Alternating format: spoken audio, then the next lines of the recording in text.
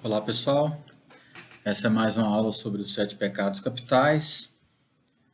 Nós fizemos uma aula de introdução, depois falamos sobre vaidade, avareza, ira, gula, e hoje nós vamos tratar sobre a luxúria.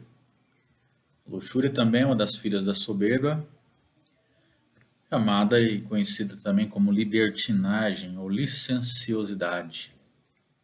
A distinção característica ela se encontra no fato de que quase todos os seres humanos, têm alguma noção desse pecado por experiência e sabe muitas vezes o que os outros acham desse pecado.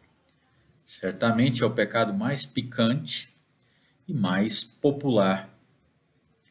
Até mesmo o próprio Tomás de Aquino, falando sobre a luxúria, ele disse que a libertinagem, ou a luxúria, é praticamente o maior dos prazeres e cativa a mente mais que qualquer outro pecado. Não é de surpreender que os publicitários modernos eles aproveitam abertamente a libertinagem nessas questões envolvidas ao sexo, ao prazer, à luxúria, e por vezes isso até mesmo de maneira bastante explícita. Então é importante mostrarmos sem restrição nem hipocrisia exatamente porque a libertinagem é um pecado capital. Bom, primeiro, falando sobre isso, eu gostaria de citar uma fala da Dorothy Sayers.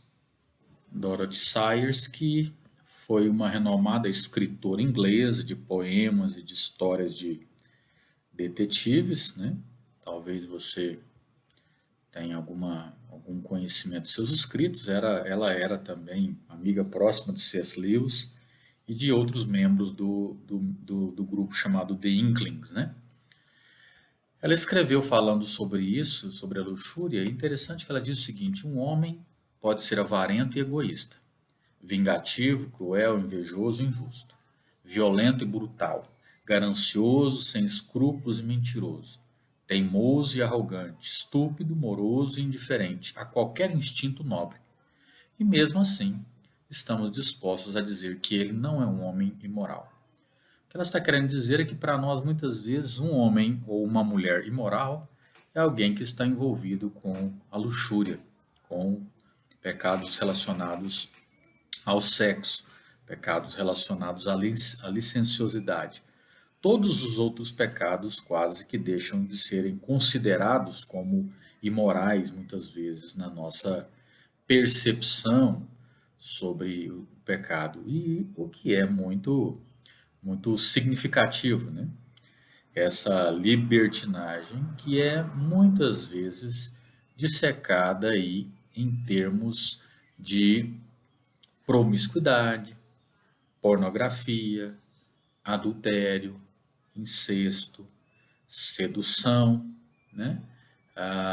também prostituição, estupro. Essas são alguns termos daquilo que compõe a luxúria, a libertinagem. Ela é descrita também como um vício contrário à natureza, mas no seu âmago a libertinagem é a idolatria do sexo, uma expressão imoral e irrefreável do impulso sexual. Ela basicamente acontece nas relações sexuais lícitas, Pode acontecer quando o objeto do desejo não é o nosso parceiro. O mesmo sexo com o parceiro ele pode se tornar pecaminoso, porque o objeto do desejo não é o meu parceiro, a minha esposa, o meu marido, mas é o prazer ou os serviços que o meu parceiro ou a minha parceira pode proporcionar. Daí então a libertinagem ela pode também ser essa expressão mesmo em relações sexuais lícitas. No entendimento bíblico, o sexo é naturalmente bom, assim como o alimento é naturalmente bom. Mas por causa do dualismo cristão que nós herdamos dos gregos, essa percepção, essa interpretação do mundo como sendo a matéria sendo má e o espírito sendo bom, ou seja, considerando a mente como boa e o corpo como mal, eles começaram a crer, nós cristãos, né, que nós adoramos com a mente, com o espírito, e nós pecamos com o corpo. Daí esse dualismo cristão, onde o corpo ele é relegado a um plano de pecaminoso. Por isso eu preciso fazer jejuns, por isso eu preciso buscar o ascetismo. Mas do ponto de vista bíblico, o desafio é completamente o oposto. Nós, de fato, adoramos a Deus com o nosso corpo, como também com nossa mente, com o nosso coração, e nós pecamos, acima de tudo, com nossa mente, não com o nosso corpo. Ao mesmo tempo, o lugar do sexo na cultura moderna, ele é grandemente deturpado. A mentira moderna que corre por aí é que a felicidade muitas vezes depende de nós sermos sempre, né, sexualmente atraentes, realizados também. Então, na nossa cultura obcecada por sexo, nós cultuamos o prazer sexual, a beleza física, e isso é integrado à nossa identidade, ao nosso vestuário, ao estilo de vida que nós temos, à posição social. Mas essa sensualidade grosseira, vista muitas vezes nas capas das revistas, nos romances, nas novelas, vista em muitos filmes, shows, na internet, nas redes sociais também, é sempre uma sexualidade ilusória e alimenta outros pecados, como a raiva, né, que provém de uma frustração. Então eu me frustrei sexualmente, eu fico com raiva do objeto que poderia me dar prazer, então eu busco o estupro, eu busco aí alguma coisa ligada à atividade sexual não permitida com o outro, né? A inveja também muitas vezes vai ocorrer daí. Ao mesmo tempo, é interessante a gente perceber que a sexualidade ela se libertou dessas amarras antigas da procriação e preparou o terreno para o isolamento e para o exagero do impulso sexual. Então, se nós temos as antigas amarras que ligam a sexualidade à procriação, ou seja, fazer sexo para ter filhos, nós temos, por outro lado, o exagero dessa sexualidade que vai trabalhar aí na questão do impulso sexual. Existem muitas implicações importantes dessa revolução sexual que ocorreram. Então, nós podemos ver algumas implicações dessa revolução. Por exemplo, a libertinagem, ela deixou de ser particularmente masculina. Então, a igualdade sexual significa que a libertinagem é agora boa para todo mundo, né? Sem exceção. Segundo, o casamento não resolve esse problema. O casamento é mais sutil do que fora, mas muitas vezes ela se torna um estupro, né, quase marital, porque está presente no casamento. Quando deixa a vida ficar tão absorvida em outras coisas, o amor fica tão ausente que o relacionamento sexual acaba por ser uma rotina e não algo significativo. Algo puramente físico, né, unidimensional, em vez de ser algo completo.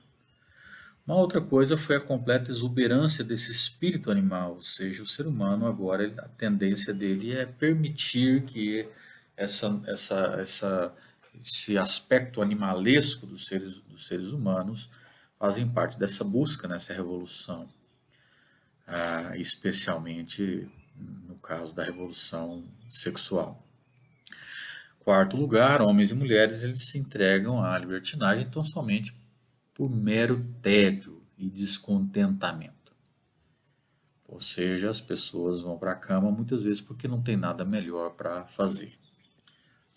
Uma fala interessante diz o seguinte: quando uma alma se volta veementemente para um ato de uma faculdade inferior, as faculdades superiores se debilitam e se desorientam em seu agir. Isso é verdade num aspecto porque, de fato, a nossa alma se voltando para o pecado, as buscas espirituais elas se tornam debilitadas, nós nos tornamos desorientados. Mas no outro aspecto nós não concordamos porque coloca essa frase no dualismo, né, como sendo aí a faculdade inferior e a faculdade superior, né, separando aí como se fossem coisas diferentes.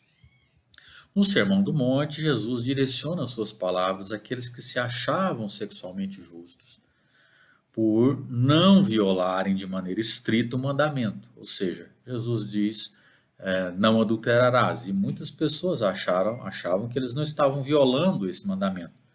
E o que acontece? Quando Jesus direciona as suas palavras, ele diz que, no entanto, quando eles seguiam uma mulher com seus olhos, ou seja, eles estavam cometendo adultério. Então, isso não é meramente um assunto da ação do corpo, mas dos pensamentos, do coração, da mente. A libertinagem alega que o amor sem sexo é impossível e que o sexo sem amor satisfaz, mas ambas as alegações são falsas. Nem o amor sem sexo deve ocorrer e nem o sexo também sem amor não satisfaz o ser humano. Paradoxalmente, o devasso, o libertinoso, ele é mais frustrado do que realizado. A ideia mesmo, um abismo chama outro abismo. Da perspectiva bíblica, a relação sexual não é apenas reprodutiva, mas ela é também expressiva. Como a Escritura diz, os dois se tornarão uma só carne. É a expressão última de intimidade, é um desvelar completo e incondicional, onde dois seres humanos são capazes de se engajar. Um grande texto que fala sobre isso, um grande livro dentro das Escrituras, e importante também, nós não temos tempo para essa abordagem, mas é o livro de Cantares. O livro de Cantares é um livro, tendo Salomão como autor, é um livro que traz aí alguns assuntos ligados à questão do amor, à questão do sexo, né? E muitas vezes é visto como um livro aí, até interpretado de forma alegórica pelo judaísmo, mas a interpretação basicamente mais natural é de fato que nós precisamos de sabedoria nos nossos relacionamentos com outros seres humanos e, consequentemente, no nosso relacionamento com Deus. Então, esse livro ele traz uma profunda compreensão espiritual desse relacionamento de homem e mulher e foi escrito nessa tentativa de mostrar uma imagem idealizada desse amor no contexto do mundo pecaminoso, como nós estamos vivendo. Uma leitura leva-nos a Cânticos 5, 4 a 8, ou Cantares, diz o seguinte: o meu amado pôs a sua mão pela fresta da porta e as minhas entranhas estremeceram por amor dele. Eu me levantei para abrir ao meu amado e as minhas mãos gotejavam mirra e os meus dedos mirra com um doce aroma sob as aldravas da fechadura. Eu abri ao meu amado, mas já o meu amado tinha se retirado e tinha ido.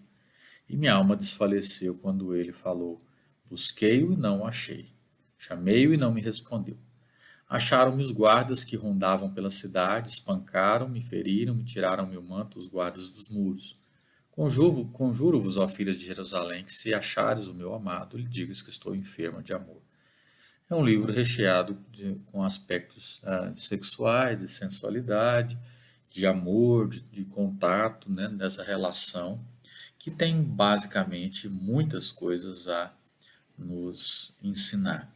Um conhecido texto é o capítulo 8, que diz: põe-me como selo sobre o teu coração, como selo sobre o teu braço, porque o amor é forte como a morte e duro como a sepultura o ciúme. As suas brasas são brasas de fogo com veementes labaredas. As muitas águas não podem apagar este amor, nem os rios afogá-lo. Ainda que alguém desse todos os bens de sua casa pelo amor, certamente o desprezariam. Olha, observe aqui essa relação interessante em Cantares, no desvelar, né, o amor. Por isso, muitas vezes,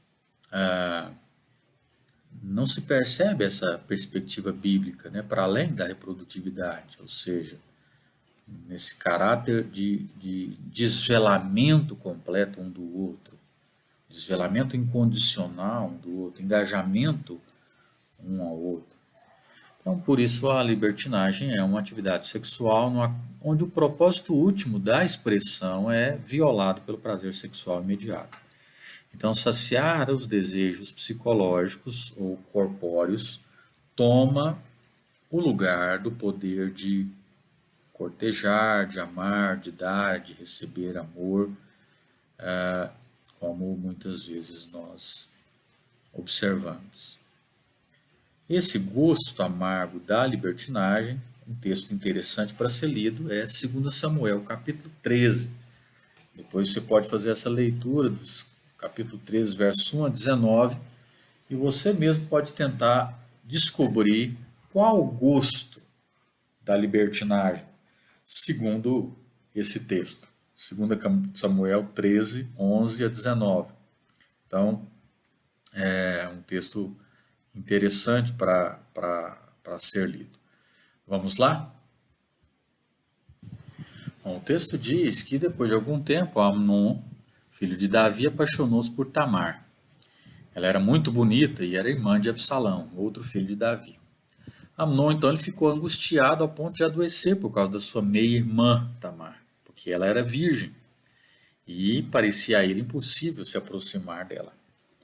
Ele tinha um amigo astuto chamado Jonadab, filho de Simeia, irmão de Davi, e ele pergunta a Amnon: Filho do rei, por que todo dia você está abatido? Quer me contar o que se passa? E Amnon lhe disse: Eu estou apaixonado por Tamar, irmã de meu irmão Absalão. Então Jonadab diz: Vá para a cama e finge estar doente. Quando seu pai vier visitá-lo, diga-lhe: Permite que minha irmã Tamar venha dar-me de comer. Gostaria que ela preparasse a comida aqui mesmo e me servisse. Assim poderei vê-la. Aminon atendeu, se deita na cama, fingindo doente. Quando o rei vai visitá-lo, ele diz: eu gostaria que a minha irmã Tamar viesse preparasse 2 bolos aqui mesmo e me servisse. Davi então manda dizer para Tamar no palácio: vai à casa do seu irmão Amnon e prepara algo para ele comer. Então Tamar foi à casa do seu irmão, que estava deitado. Ela amassou a farinha, preparou os bolos na presença dele, os assou, depois pegou a assadeira, serviu os bolos para ele, mas ele não quis comer. Então Amnon deu ordem para que todos saíssem. E aí eles todos saíram. E ele disse: traga os bolos e sirva-me aqui no meu quarto. Tamar então leva os bolos que ela havia preparado ao quarto do seu irmão. Mas quando ela se aproxima para servir ele, ele a agarra e ele diz: deita-te comigo, minha irmã. Ela fala: não, meu irmão, não me faça essa violência, não faça uma coisa dessas em Israel, não cometa essa loucura. O que seria de mim? Como eu poderia livrar-me da minha desonra? O que seria de você? Você vai cair em desgraça em Israel. Fale com o rei, ele deixará que eu me case com você. Mas Amnon não quis ouvir, e como ele era mais forte que ela, ele a violentou. Logo depois, então, Amnon sente uma aversão por ela, mais forte do que a paixão, e ele diz: levanta-te e saia. Mas ela diz: não, meu irmão, mandar-me embora será pior do que o mal que você já me fez. Mas ele não quis ouvi-la, e chamando um servo, ele fala: põe essa mulher para fora daqui e tranque a porta. Então o servo a pôs para fora, trancou a porta, e ela estava vestindo uma túnica longa, porque esse era o tipo de roupa que as filhas virgens do rei usavam desde a puberdade. Então Tamar pôs cinza na cabeça, rasgou a túnica longa que estava usando e se pôs a caminho com as mãos sobre a cabeça e chorando em alta voz. Bom, esse é o texto, né, que fala desse ato, né, de Amnon. Se você continuar fazendo essa leitura, você vai perceber exatamente o que aconteceu, né? Qual foi o fim. O verso 29 diz que eles mataram Amnon. E em função disso, né, ele vai perder a sua vida. Matem Amnon. Essa foi a ordem que eles receberam. Então, você observa as consequências desse tipo de ação. O gosto, muitas vezes visto, não só nas escrituras, mas de um modo geral. As filhas da luxúria são consideradas como a cegueira do espírito, a inconsideração, a precipitação, a inconstância, o amor de si, o ódio de Deus, o apego da vida presente, o horror, ou então chamado também de desespero em relação à vida futura. Pela desordem da razão, como você pode ver aí, né, nós podemos dividir as filhas pela desordem da razão e pela desordem da vontade. Pela desordem da razão, nós falamos da cegueira da mente ou do espírito, que obstaculiza o julgar, coloca um obstáculo no seu juízo. Seu juízo não consegue se tornar um juízo reto a respeito do fim, como um princípio de agir. Então, a luxúria faz isso, ela cega a mente. E isso, para nós, por vezes, é muito claro, né, em relação às questões sexuais. Segunda filha, a irreflexão, essa coloca um obstáculo na deliberação. Se a cegueira de espírito da mente coloca um obstáculo para o julgamento, a segunda filha coloca um obstáculo para a deliberação, ou seja, o segundo ato, esse conselho sobre os meios que devemos aplicar para a consecução do fim. Esse também fica impedido, né, por causa da concupiscência da luxúria. Por isso, um autor dos dias antigos, chamado Terêncio, ele diz o seguinte, falando do amor sensual: o que em si é a negação de todo conselho e é de todo desregrado, não poderá submeter ao conselho. Ou seja, como esse amor é uma negação do conselho, ele não se submete ao conselho. Em função disso, essa segunda filha. E é o que essa denomina precipitação, né? Implica a ausência de conselho. Terceiro lugar, a precipitação. Ok? Então, a reflexão, terceiro, precipitação, que obstaculiza o juízo, né, sobre como se deve agir. Então, ele é levado a um juízo precipitado, sem esperar o juízo da razão. Então, observa a sequência aí. Cegueira do espírito, inconsideração e precipitação. Ou seja, você tem aqui um obstáculo para o julgamento, um obstáculo para a deliberação e um obstáculo agora para a ação, ou seja, precipita-se. Quarta filha, a inconstância. Agora obstaculiza o ato de mandar. Para Tomás de Aquino, são obstáculos, por isso que ele sempre fala sobre isso, né? As 4 primeiras filhas, né? Então, a inconstância ela é um obstáculo no ato de mandar o que se deve fazer, à medida que o homem não persiste naquilo que ele tinha decidido. Então, de novo, Terêncio, esse romano antigo, poeta, ele diz o seguinte, de um indivíduo que estava assegurando que ele ia separar-se da sua amante, Terêncio diz, essas palavras, uma falsa lagrimazinha as extinguirá. Ou seja, não há constância, qualquer mínima lágrima encerraria esse dito. Ele ainda fala da desordem da vontade como uma das filhas. Depois nós temos agora pela desordem da vontade, o amor de si, um desejo de prazer desordenado, então é um amor de si mesmo, voltado à luxúria. O ódio de Deus, que é aquele que proíbe o desejo. Então, tudo aquilo que leva até Deus eu vou evitar, como filha da luxúria. O apego ao mundo, o apego da vida presente, apego à vida presente, né? Desejo de coisas por meio das quais se atinge o fim, né, desse desejo. Então nós nos apegamos a essas coisas. Por fim, uma outra filha é o desespero em relação ao mundo futuro, à vida futura, o horror, o pavor em relação à vida futura. Isso também é por Tomás de Aquino considerada como uma das filhas da luxúria.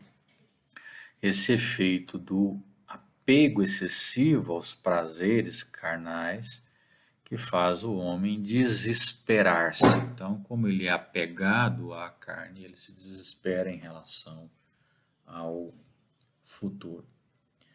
Esse é um assunto claramente muito extenso, mas é um assunto que não deixa de ser importante de ser tratado. O contraponto da libertinagem é a pureza de coração, enquanto a libertinagem é antiética e restrita, a pureza de coração é essa devoção ética, né, e disciplinada do coração, enquanto a luxúria cega e dissipa a nossa força, a pureza de coração ela intensifica essa, essa força em nós.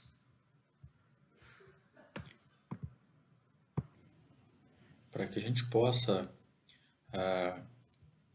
manter aí a nossa pureza, algumas coisas são importantes. Primeiro, a questão da disciplina em relação à luxúria, né? Então a gente precisa aprender a nos treinar a fazer aquilo que a gente é incapaz de fazer muitas vezes. A disciplina é esse treinamento, né? Onde a gente faz e assume esse compromisso, né? De fazer o que a gente é incapaz de fazer com um esforço costumeiro. Então, a primeira coisa é esse lugar da disciplina. Segundo, é também a questão do engano. Nós precisamos lembrar que muitas vezes nós somos enganados pelas coisas que nós vemos. Então, uma mentira pode ser definida aí como essa tentativa de enganar o outro sem seu consentimento, né? Então, a gente mesmo se engana e acredita naquilo que a gente, nos nossos próprios enganos, né? Como nós enganamos a nós mesmos. Há muitos exemplos poderiam ser dados, mas nós estamos caminhando para o final. Segundo, terceiro, aliás, a gente precisa lembrar da questão do perigo do moralismo, né? A gente não ligar o sexo à questão da moralidade, né?